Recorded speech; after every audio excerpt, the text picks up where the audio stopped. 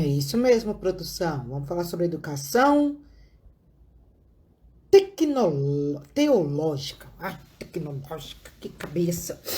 Educação teológica. Graça e paz. Bom dia. Bom dia, bom dia, bom dia. Bom dia, bom dia, bom dia. Bom dia, bom dia, bom dia. Como está vocês? Glória a Deus.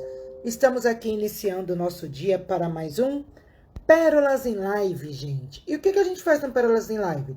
Louvamos e bendizemos o nome santo do Senhor, trazendo a luz da palavra. E é lógico, nós estamos fazendo em uma semana diferenciada, que é a semana Perolando na Educação. Você vai falar assim, Evelyn, isso aqui nesse horário? Não. Você fala meio-dia, a gente está habituado a te ver ao meio-dia. Sim. Só que ontem eu avisei que hoje nós faríamos às 7 horas da manhã, porque temos compromisso por período da meio-dia inadiável, como vocês sabem. Temos aí acompanhado, né, a nossa mãe numa sessão de recuperação. Nós temos visto aí o testemunho que Deus tem feito através da vida da minha mãe. E hoje é um desses dias, um dia de bênção, um dia de vitória, um dia de comemorarmos a alegria junto com ela, né? Por isso, nós, então, trocamos o nosso horário para o período da manhã. E o que eu quero dizer para vocês, queridas, que nós estamos fazendo esse Perolando na Educação. Eu não sei se vocês têm acompanhado a gente aqui, mas todos os dias nós temos falado sobre um tema super top. Todos os dias nós temos colocado algo em pauta, algo em xeque. E hoje não vai ser diferente. Hoje nós falaremos sobre educação teológica. Gente, eu tô com tecnológica na cabeça. Não me perguntem por quê, mas o tecnológico está na minha mente, sabe? Então hoje nós vamos falar um pouquinho sobre a educação teológica. Eu agora há pouco, há mais ou menos uns 20 minutos atrás, eu estive em uma live de devocional com a nossa amiga Roventura, nossa amiga Andressa Dias, e elas falavam justamente sobre isso, sobre a educação do líder. Oi, Rô, bom dia, seja bem-vinda, lindona. E elas falavam sobre a educação do líder. E eu falei assim, nossa, gente, é em cima, praticamente, sobre o que nós vamos falar no Pérolas em Live de hoje. Então, a educação teológica, eu queria começar falando para vocês o seguinte. Luz da palavra. Amém? 1 Timóteo 4,15, esse versículo já foi lido aqui essa semana. Esse versículo foi lido, se não me falha a memória, na terça-feira, quando nós falamos sobre o déficit da educação. Ele fala assim o quê? Dedica-te plenamente ao cumprimento dessas responsabilidades para que todos possam testemunhar o teu progresso. Então vamos lá. O que é teologia? Esse é o tema da live de hoje. O que é teologia? Muitas pessoas falam assim, estuda teologia. Faz teologia. Você devia... Eu, teóloga de carteirinha de plantão, super indico. Façam teologia. Eu não sou cristã. Não estamos falando de religião. Estamos falando de teologia. Estamos falando de conhecimento. Mas antes de nós entrarmos na teologia em si, na íntegra, eu quero falar um pouquinho para vocês que são líderes. Olha só isso aqui. Olá, Sandra. Deus abençoe, querida. Um dos lemas da educação para o líder é: sua vida é sua responsabilidade. Na prática, isso significa que para liderar a si mesmo, a primeira coisa que você ou qualquer outra pessoa precisa fazer é sair da vitimização. Gente, vitimização. Essa palavra tem escravizado muitas pessoas nos nossos dias. Eu não tenho isso porque o governo. Eu não faço aquilo porque a Maria. Eu não fiz isso na igreja porque não me reconhecem. Eu não faço tudo que eu faço, ninguém olha para mim. Vitimização. Enquanto você for vítima da história, você nunca vai ser o líder da sua vida. Enquanto você for vítima da história, você nunca será o protagonista da sua vida. E a educação, ela nos ensina a ser protagonistas da nossa vida. Termo super comum, básico, e eu quero que você grave ele na sua mente, que é autorresponsabilidade. Por que eu faço o que faço? E aqui eu trago para a educação. Você é o único responsável pela sua educação. Oi? Pera, para tudo, Evelyn. Para tudo, para tudo. Evelyn, você tá louca? Bem-vinda, Márcia. Bom dia. Você tá louca? Você tá querendo dizer que eu sou responsável pela minha educação? Não são os professores? Não. Não são. Eu, quando era meninota, quando eu comecei na primeira série, aquela época nós ainda entrávamos com 7 anos, eu reclamei porque tinha muito barulho na sala, eu não conseguia prestar atenção na professora, eu já não queria mais ir na escola, isso no segundo dia de aula, tá? Que eu sou uma pessoa assim, eu avalio um dia e já acho que tá tudo certo. Que aquela avaliação, pra mim, com 7 anos, um dia já era válido pra eu dizer se aquilo era bom pra mim ou não. Olha só a mente da criança. Hoje eu avalio mais de um dia, tá, gente? Eu analiso algum tempo mais. Para tirar as minhas conclusões mais concretas. Isso é algo que nós precisamos fazer. Avaliar, analisar, observar, para tirar as conclusões mais concretas e aí sim tomarmos uma atitude. Então, o que acontecia? Eu cheguei e fui reclamar com os meus pais. E meus pais falaram assim, olha, querida, aprende uma coisa. Quem faz o professor é o aluno. Por quê? Quanto mais você se aplica, gente, mais o professor tem prazer de ensinar. Nós somos assim com os nossos. Se alguém chega para perguntar algo que nós fazemos bem, olha, eu gostei daquele seu bolinho de chuva. Gente, não precisa nem pedir a receita. Nem precisa pedir porque você já está dando a receita.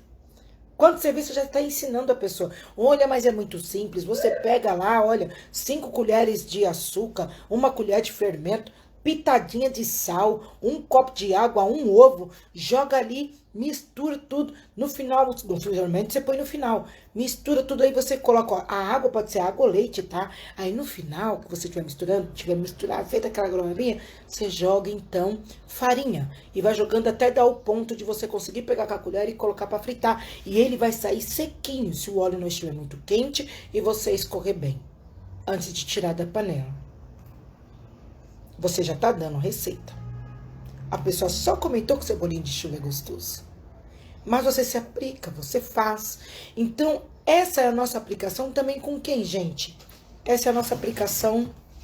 Eu sempre vou falar disso. O dia que vocês verem uma live que eu não falei disso aqui, não fui eu que fiz a live. Aliás, fui eu que fiz a live.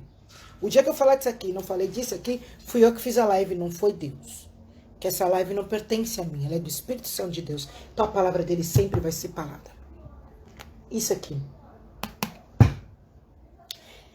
Quanto mais eu me aplico com Deus, mais ele tem prazer em se revelar para mim. Quanto mais intimidade eu tenho com Deus, mais ele se revela para mim. É um princípio. Quanto mais você se relaciona com Deus e se aplica no seu ministério, mais sucedido o seu ministério será. Não interessa que ministério você tenha. Nós temos a responsabilidade com o nosso sucesso. A responsabilidade é minha, a responsabilidade é sua. Nós começamos essa live hoje falando, olha, a live é sobre educação teológica, mas você só está falando sobre líderes.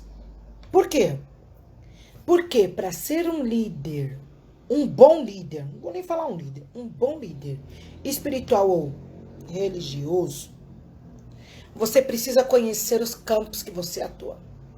Infelizmente, gente, infelizmente, muitas pessoas são líderes sem estrutura educacional.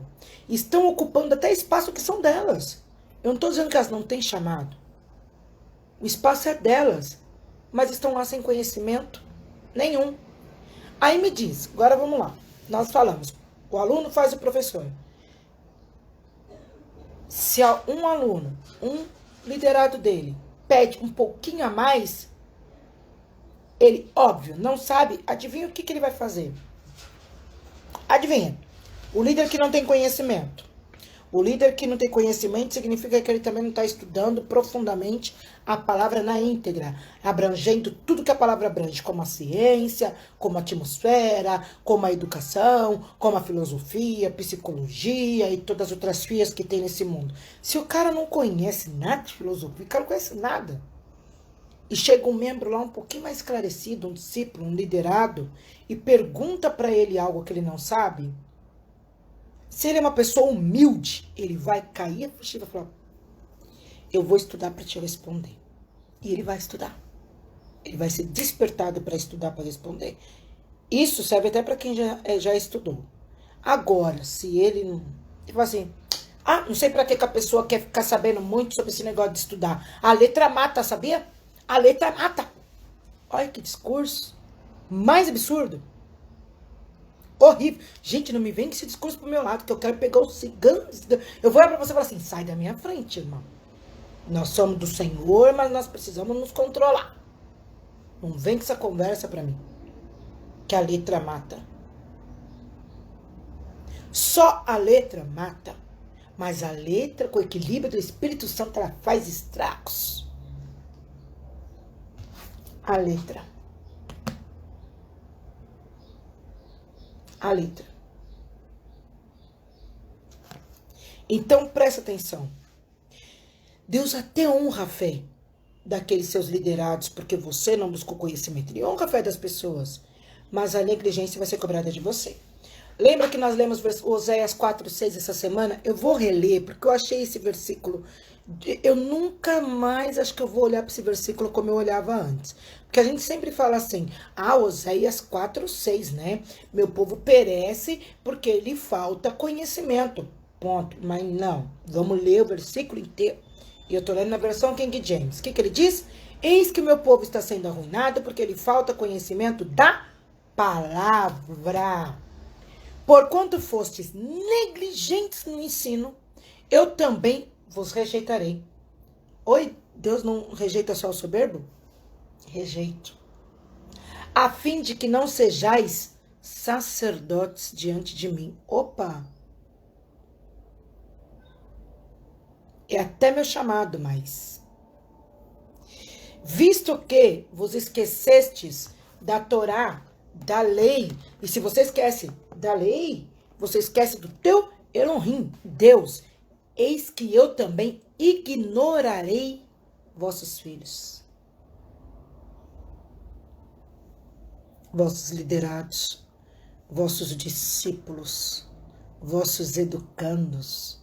Se eu sou negligente no ensino, Deus me rejeita. Deus rejeita você.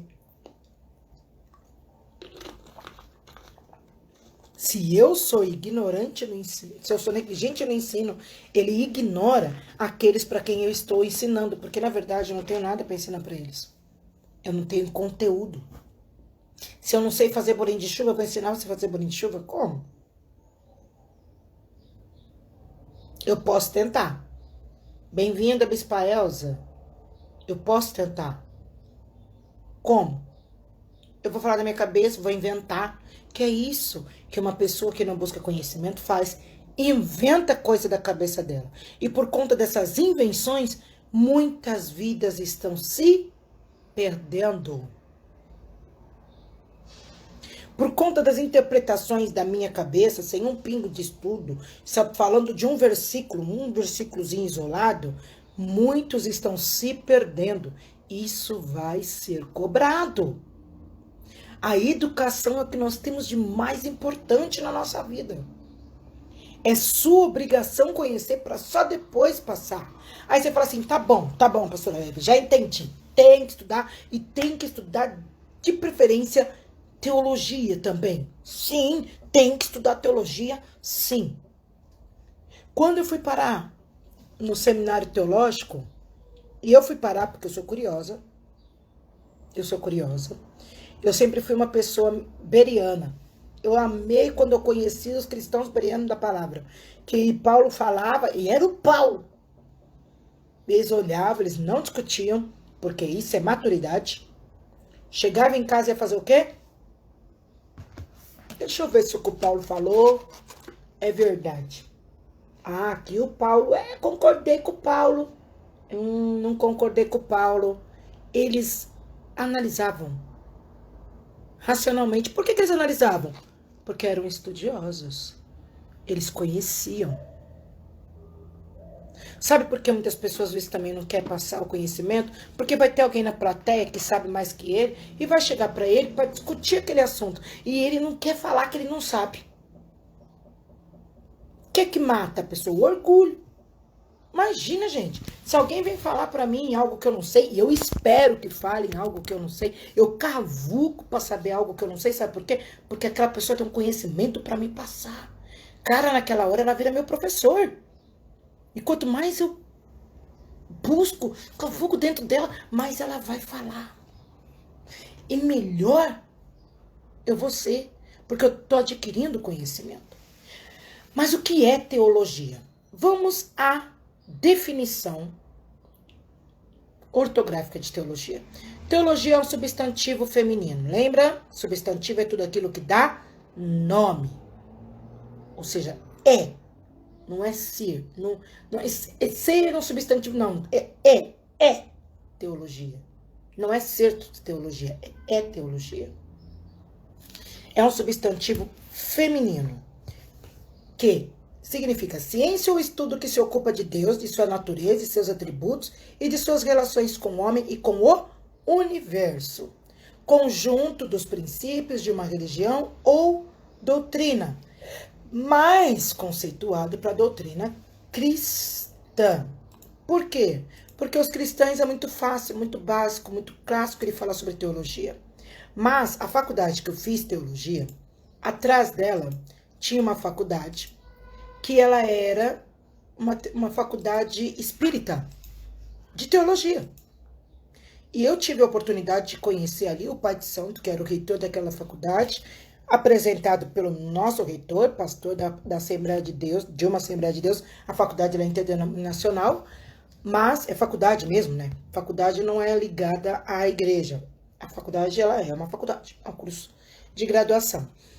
E eu achei super legal, eu falei, poxa, que da hora. E quando eu comecei a fazer teologia, a minha cunhada que é espírita foi fazer também o curso de teologia dela. Que eu falei, a gente precisa saber o que nós estamos professando. Eu fui fazer porque eu queria saber o que eu estava falando. Eu não queria falar amém para tudo sem conhecimento. Eu tinha que fazer como os bereanos, eu tinha que chegar em casa e analisar se aquilo que foi falado realmente de fato é. Sem expor a outra pessoa. Então, olha só, teologia é o estudo crítico da natureza dos deuses, seres divinos ou de Deus, seus atributos e sua relação com os homens e diversas religiões. Em sentido estrito, limita-se ao cristianismo, mas em sentido amplo, aplica-se a qualquer religião. Falei isso aqui. Outra coisa, um pastor pode ser formado em teologia, mas essa faculdade prepara profissionais para uma atuação bem mais ampla, que vai muito além das instituições religiosas. O que é, pastora Evelyn, instituições religiosas? Você está dizendo que a teologia vai além do culto? Vai além do ser pastor? Sim, vai além. Em Portugal, por exemplo, para você fazer a construção de um prédio, para você fazer uma reforma de um prédio, tem que ter a assinatura de um teólogo.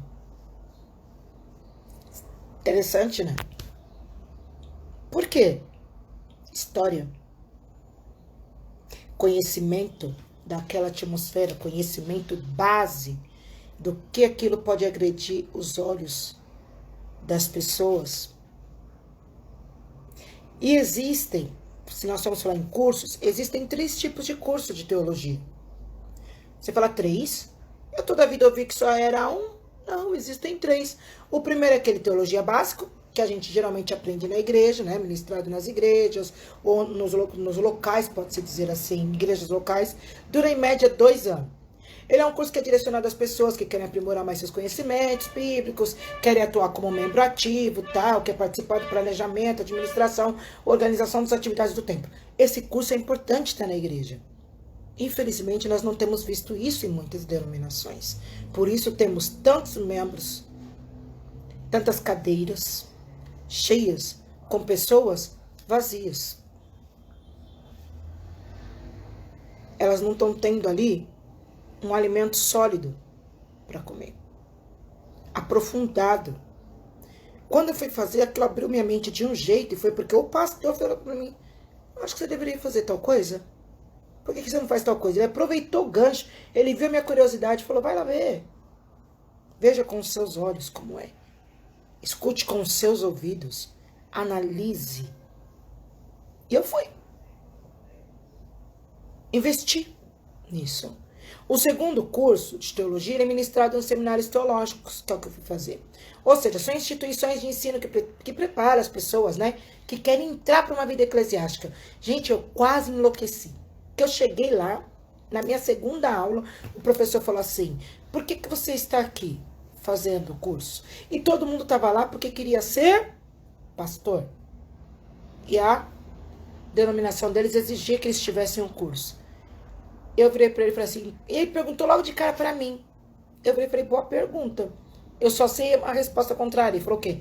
Eu não tô aqui para ser pastora? Ele olhou e falou: eu falei: eu estou aqui porque eu quero saber o porquê que eu professo a fé cristã. Peraí, Jesus não era suficiente, Evelyn? Era, mas eu queria entender o porquê que eu tinha escolhido aquilo. O que realmente era a fé cristã? O que eu estava fazendo ali? Eu não queria ser mais uma pessoa sendo levada com todo mundo. Eu queria, a hora que fosse para ir, eu falar: não, aqui eu posso ir. Porque Deus me deu capacidade, me mandou prestar um culto racional. Como é que eu vou prestar um culto racional se eu não conheço? Pegou? Então, olha só. Essa formação, geralmente, ela dura 4 anos. E ela prepara o estudante para uma atividade sacerdotal. Então, padres católicos, pastores, evangélicos, todo mundo faz. Em Portugal, eu lembro que eu estava conversando com algumas colegas, né, alguns conhecidos da igreja católica, né, dos nossos irmãos, e a menina falou assim: nossa, é muito fácil ser pastor, né? Ser pastor, nossa, né? Igreja, nem quando ser pastor, toda hora você é pastor, padre, pelo menos para ser padre, ele estuda. Eu falei: olha, você fale por você, fale pelos que você conheceu. Eu estudei 8 anos. Ela olhou assim e falou: eu estudei. Eu não sei quem são as pessoas que você conheceu. Eu estudei. Os olhos dela mudaram para mim. A forma dela me tratar mudou. Ela falou: não, pera. Ela está porque realmente ela tem capacidade para estar onde está. Porque os padres têm capacidade para estar onde eles estão. Eles estudaram. Eles se aprofundaram. Você senta para conversar com o padre, ele te conta a história da igreja como melhor. Ele é o melhor historiador que você conhece. Ele é o melhor filósofo cristão que você conhece. Ele tem toda uma história, toda uma bagagem. Ele vai te falar de Santo Agostinho, ele vai te falar de São Tomás de Aquino. Não é que você está falando de santo, estou falando dos sãos, os filósofos, os pais da teologia. Cristãos. E por fim nós temos o quê? A graduação. Ela é reconhecida no Brasil pelo Ministério da Educação. Ela é reconhecida mundialmente porque ela dá o título de bacharelado. Em alguns casos ela dá o título de licenciado. E eles formam tanto líderes religiosos como pesquisadores do saber teológico. Então não vai para teologia achando que você vai ficar aqui, ó, só cristão, só esquece. Você vai para estudar a ciência das religiões. É tudo. Tu vai saber do budismo, você chamou de tudo. Você precisa conhecer tudo para você poder falar com propriedade que você é o que é. Porque você escolheu ser, não porque alguém te indicou para ser. E o que é que se estuda? Aqui é que eu vou me aprofundar um pouquinho, mas também não vou me demorar. Com essa live de hoje, ela tem um prazo de 30 minutos e eu pretendo cumpri-lo. O que é que se estuda quando nós falamos no curso de teologia na graduação? Nós estudamos história da igreja. Então, o que entra na história da igreja? A gente entra a história social de Israel. Gente, Israel está em tudo. Israel faz parte da história do mundo. A relação do cristianismo com o mundo antigo. Origens judaicas e gregas do cristianismo e sua expansão no Mediterrâneo antigo. cotidianos dos primeiros cristãos, relação do cristianismo com o mundo europeu medieval, cotidiano medieval, Inquisição, cruzadas e pré-reforma, reforma protestante, história da igreja, quando estamos no Brasil, história da igreja no Brasil, história da igreja nos Estados Unidos. Isso é o que fala da história da igreja. Por que que isso é estudado em qualquer faculdade de teologia? Porque todas as religiões, não vem com essa conversa de, ai, tá sendo herege. Não, não, não. Todas as religiões nasceram aqui, ó. Todas elas têm raiz no judaísmo. Se você falar, essa pastora tá louca é porque você não estudou, tá? Vai lá. Todas as religiões têm raiz no judaísmo. Todas as religiões têm raiz na palavra. Mas é filosofia de vida. E da onde saiu aquela filosofia? Um ser humano que é bem consigo mesmo e que se domina, ele mantém a energia e a atmosfera ao seu redor agradável, o que atrairá só coisas boas para ele. Essa é uma filosofia maravilhosa, religiosa. Aí a gente vai lá na palavra, ela fala assim, aquele que se domina, ok? Tudo nasce na palavra. Oi, dona Ema, saudade da senhora. Métodos e interpretação bíblica. Então, o que abrange essa matéria? A leitura da Bíblia é uma prática fundamental para o futuro teólogo. Mas ele não é cristão, não interessa. Isso aqui é um livro de história, de geografia, de ciência, filosofia, psicologia, pedagogia e todos os IA que você quiser colocar na sua vida. É fundamental a leitura da Bíblia. É nesta disciplina que você vai aprender tudo sobre a atividade de ler a Bíblia, para poder, aliás, atividade para poder ler, estudar e compreender a Bíblia com mais clareza e facilidade. Porque você vai fazer texto e contexto. A Bíblia, como eu falei para vocês, não pode ser um versículo isolado. Ela é texto e contexto. Texto e contexto. Tem que ter o conteúdo, tem que ser amplo, tem que ser completo, tem que ser pleno. Eu não posso só ler aquilo e falar, é só isso. Não. Isso que eu falei para vocês de Oséias 4:6, ele se confirmou lá em 1 Timóteo 4:15, que nós lemos no início da live. Eu tenho que conhecer. Eu tenho que saber qual é estudo, qual é a época cultural que vivia o povo. Porque senão eu vou falar assim, nossa, Abraão com um monte de mulher, que isso? Como que esse homem com um monte de mulher pode ser pai da fé? Não pode, nós só pode ter um marido e uma mulher. A Bíblia diz, não, peraí. A Bíblia diz que seja marido de uma mulher só, para o diácono, né? Prepara para quem quer ser sacerdote. Aí você fala assim, mas ó, Abraão, e Jacó? Esses pessoal tudo aí para trás, tá queimando de mulher. Você conhece a história da época? Conhece a cultura em que eles viviam? Se eu não conheço, e onde é que eu vou conhecer? Na teologia. Se eu não conheço, como é que eu posso falar? Então você vai aprender o que é exegese bíblica e quais são seus elementos essenciais, os diferentes métodos de interpretação, que eu acabei de falar, histórica, crítica, fundamentalista, estruturalista, tipológico, entre outros, o debate sobre a natureza do trabalho exegético, a relação entre exegese e hermenêutica. Ai, credo, que esse termo difícil, pastora Evelyn. Eu não vou dar de bandeja, não. Vai pesquisar. Não basta apenas ler. Você deve ser capaz de fazer a leitura dos livros bíblicos em sua língua original. E se você quiser aprender outro idioma, eu falo que outro idioma a gente aprende ouvindo e lendo. Eu ouço e leio. Porque eu estou ouvindo e estou aprendendo a fluência. Eu estou lendo e estou aprendendo como escrevo. Você pode ter uma Bíblia em outros idiomas. Porque aí você já conhece a palavra no português. Então você pega então, uma Bíblia em italiano, você pega uma Bíblia em alemão. Se você for na minha casa, eu tenho uma Bíblia em holandês, eu tenho uma Bíblia em alemão, eu tenho uma Bíblia em italiano, eu tenho uma Bíblia em australiano, australiano não, Jesus, em espanhol. Eu tenho a Bíblia em várias versões. Eu tenho uma Bíblia com os 3 idiomas para ir fazendo a comparação na mesma hora, porque a interpretação, a fundamentação do que é dito na Bíblia em inglês, gente, às vezes tem algumas coisas que são mais profundas do que o que nós lemos em português. Seja bem-vinda, Érica. Línguas bíblicas é outra disciplina que você estuda em teologia, que é o hebraico e o grego. Gente, eu fiz aula de hebraico em teologia. Amei, aprendi a cantar umas musiquinhas, top das galáxias. Não pergunta pra mim como é que eu canto. Eu canto se eu leio, se eu olhar, porque eu sei ler em hebraico, eu sei escrever em hebraico, eu sei a profundidade que significa as letras em hebraico. E onde é que eu aprendi isso? A teologia.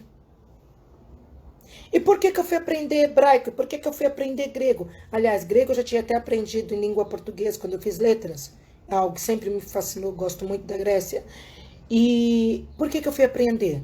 Porque a Bíblia ela foi escrita originalmente em 3 línguas diferentes. Grego, hebraico e aramaico. Eu ainda vou aprender aramaico, mesmo que eu não sei falar mais. Eu ainda quero aprender para entender o que é que realmente está falando ali.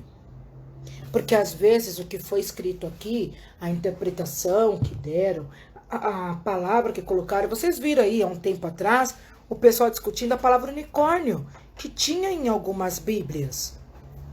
E por que tinha em algumas versões a palavra unicórnio?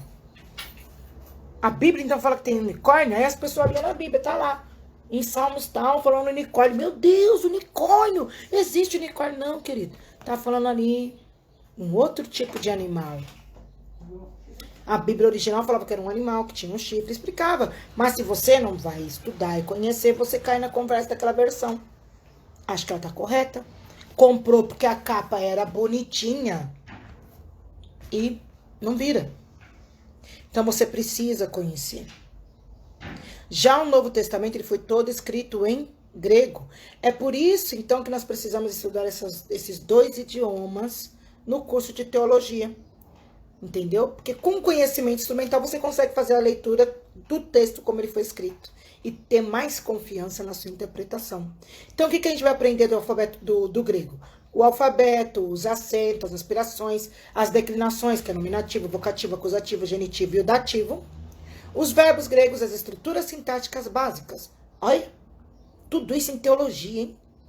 E o que nós vamos aprender referente à língua hebraica? A escrita e o alfabeto hebraico, o desenvolvimento e o renascimento do hebraico, substantivos e adjetivos, pronomes pessoais, demonstrativos, linguística, fonética, tudo para você compreender o hebraico. Nós precisamos ter para a gente ter uma noção do que a Bíblia está falando na prática. Outra disciplina estudada em teologia, teologia sistemática. Nela, o que nós vamos aprender? Sobre um dos 3 ramos da teologia, que é a teologia sistemática, ela reúne os tópicos da fé cristã e organiza os saberes teológicos. Então, o que é? Nós vamos ver a doutrina da salvação, que é o propósito, o alcance, a salvação de Cristo. Estamos falando agora da teologia cristã, hein? O amor, a graça, a imutabilidade, as promessas de Deus, conversão, entre outros. A doutrina de Jesus Cristo, que aí é a influência de Jesus, a humanidade de Jesus. Pare de colocar Jesus como Deus na Terra. Ele, enquanto estava na Terra, era homem, 100% homem. Se você falar que ele era 100% Deus, você invalida o sacrifício dele. Porque passar aquilo que ele passou como Deus era fácil. Então, para valer o sacrifício dele, ele passou a vida inteira como homem. A divindade dele, porque eu também não vou questionar que Jesus é Deus, porque enquanto ele estava na Terra, ele era homem, mas ele era Deus antes. E ele continuou sendo Deus na Terra, mas ele não atuava como Deus, ok? E ele continuou sendo Deus. A natureza e os nomes de Cristo. Você tem que conhecer todos os nomes de Cristo. O que quer dizer Emmanuel? O que quer dizer Yeshua? Você tem que conhecer. Não é só falar bonito e andar escrito na camiseta. As doutrinas de Deus, como a sua existência, a sua natureza, as teorias erradas que a gente tinha de um Deus tribal, os nomes e os atributos de Deus, a doutrina do Espírito Santo, que é a natureza, a obra, o batismo, os dons espirituais, a natureza e os atributos da igreja, governo eclesiásticos e sacramentos, natureza escatológica da mensagem bíblica. Ok? E aí nós temos também outro tópico que nós estudamos em teologia, que é o estudo das religiões. Então, gente, a estudo das religiões, eu já falei para você, nós precisamos conhecer todas. Mas para conhecer a religião, eu preciso saber o que é a religião. Então eu tenho que saber qual é o fenômeno religioso, os métodos das ciências da religião, a teologia e as ciências da religião, religião e a modernidade, religião como instituição, a filosofia clássica e grega da religião, psicologia, psicoterapia e religião. Tem que estudar. Antropologia e religião, o sagrado e o profano, o simbolismo religioso, as tradições religiosas ocidentais, orientais, indígenas e afro-brasileiras. Pode ficar criticando, falando que a religião do outro é isso e aquilo. Você tem que conhecer o que ela é. Você tem que saber como é que é a morte. Gente, dando um trabalho para mim em teologia, que eu fiquei doida. Como é a morte em todas as religiões. Eu fui pesquisar, nossa, conversei com Babalorixá, Babaloriê, conversei com um mestre que tinha do Seixonoye, que foram me orientando o que era morte para eles. Eu falei, nossa, para de achar que a sua verdade é absoluta. A ciência da religião e o campo de atuação do cientista da religião no Brasil e no mundo. Eu falei aqui há pouco para vocês. Em alguns casos, Portugal exige a assinatura do teólogo para construção de prédio. Então, olha só, agora que você já sabe o que é a teologia, para que serve a teologia, agora que você já sabe que você precisa estudar, eu indico para todos os cristãos, façam teologia para você entender isso aqui. Estude o máximo que você puder. O conhecimento, a cultura é algo que ninguém pode roubar de você. Ninguém. Ninguém nunca vai saber o quanto você sabe.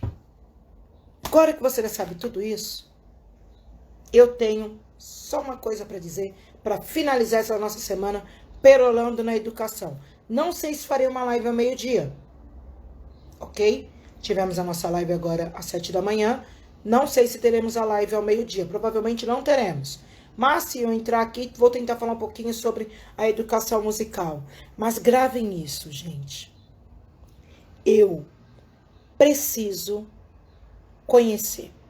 Eu preciso estudar. Educação tem que ser o meu estilo de vida. Amém? Pai, guarda os teus filhos, dê a eles um bom dia de trabalho. Dê uma sexta-feira espetacular. Um fim de semana dotado da tua presença, onde o Senhor vai falar grandemente com cada um, Senhor, na íntegra, no coração, na mente. Fale com os teus filhos, dê direção, dê estratégias. Isso é o que eu te peço e desde já te agradeço. Em nome de Jesus. Amém. E graças a Deus.